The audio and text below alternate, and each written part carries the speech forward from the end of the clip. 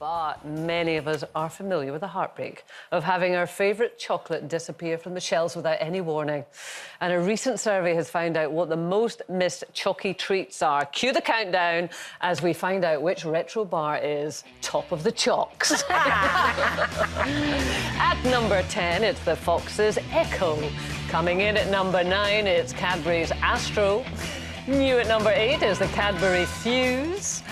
Mars Delight is at number 7, and in at 6 is the Kit Kat Caramac. Stuck in the middle at number 5, it's Milky Way Crispy Rolls. In at number 4, it's the Time Out. Number 3 is the Cadbury Aztec. The Cadbury Marble is at number 2, and your top of the chalks in at number 1 is the Cadbury Dream. Was that underwhelming? It was completely underwhelming. I heard half of them. I haven't heard of half of them. You've not heard what about the Amazon? Remember Amazon? Do you remember Amazon spelled Z-I-N at the end? No. Oh, you're making them up now. There you go. But I tell you what, we've got some crackers on the comments. We have. There's one there, I think you might read this one out, that, oh, God, it's taking me right back. I'd forgotten all about it. Is it Helen's? No, it's Alison's. Oh, I'll read Alison's. Helen first. Helen says, Drifter. I remember the Drifter. I properly loved a Drifter. They changed them and the single finger was just not the same. Indeed.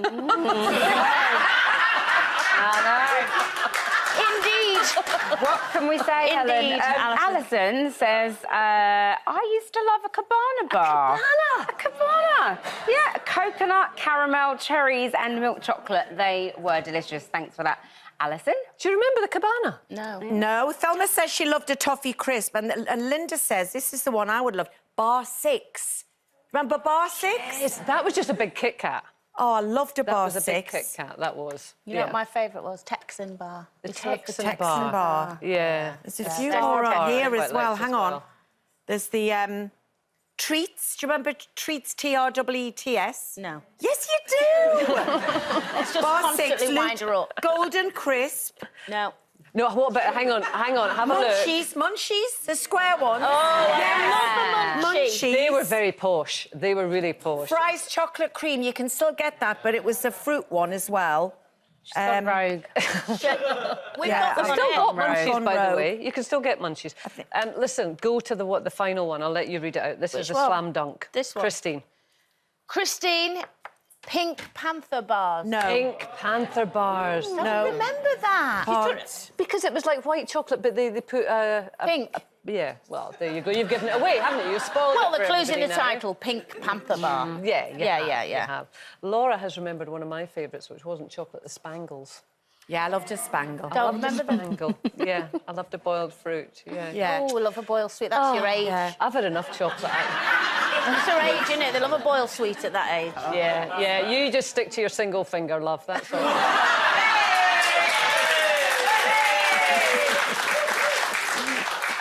Here's a dilemma for you. A woman has vented her frustration at how she's run ragged every Christmas as her family expected to do everything. She's desperate to break tradition this year and have a nice, quiet New Year's Eve for once. She usually spends it entertaining the in-laws, but she's had enough. Should she grin and bear it, or just, Kelly, be a little bit selfish for once and do what she wants to do? Well, I just think, you know, if you should have, for me, an open relationship with your in-laws. I do. I have a great relationship with my in-laws. If you've got a good relationship and you understand each other and you want a year where you're doing something different, surely that shouldn't be too much of a problem, you know? Like, just being honest and open and saying, look, do you mind this year if we do this?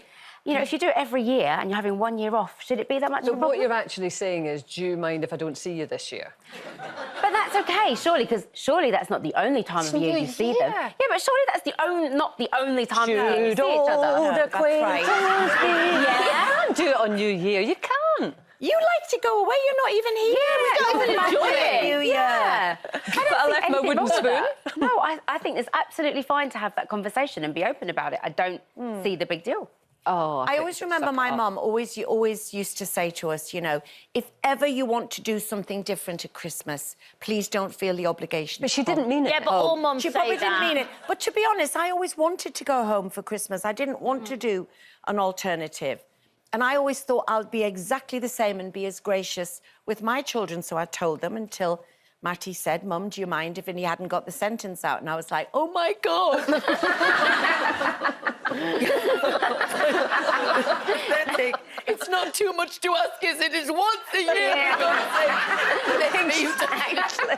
She hates Christmas. That's why they don't want to spend it with her. Have you had that yet? Because you might be on the brink of that conversation. With the kids and stuff. Yeah. Yeah, no, it is. I mean, I've now realised that they're at an age now where I'm going to have to let them go. Well, they're 46 and 47, aren't they?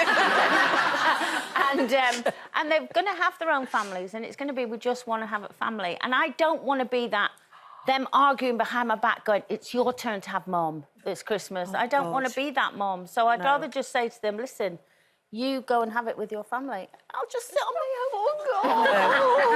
No, but it is difficult. You know, this year my family all got together at Christmas for Christmas dinner, another 35 of them, which I did last year. But this year I decided to want to stay at home, and they were like, are you coming on Christmas? And I went, no. And they went, why? And I went, because I don't want to. And that was that. But see, I don't think it matters if there's like a big gang, and so you're not going to be there, and let's face it, they're not going to miss you. Do you know what's really sad? I've got really nice things coming up for her in the next part. You like me like this. I do like you. I don't like you when you're being nice. You scare me. No, I know. No, but I mean, if it's the in-laws and they're going, you can't leave people on their own at Christmas. You No, just, you can't. But like Kelly said, it's not like... it depends on the relationship Yeah. that you've got with them. I love my mother-in-law, so she's more than welcome anytime, and I wouldn't dream of leaving her on her own. But I've got some people who do not want to be with their family or their in-laws, and nor do they feel guilty about it. And I think that's good that people aren't hypocritical if they don't. Yeah. If they don't like the people they want to Don't spend fall out time with the in-laws. No. Don't. No, It's not worth it. No, it One day. But I'm very lucky. I love my mum-in-law.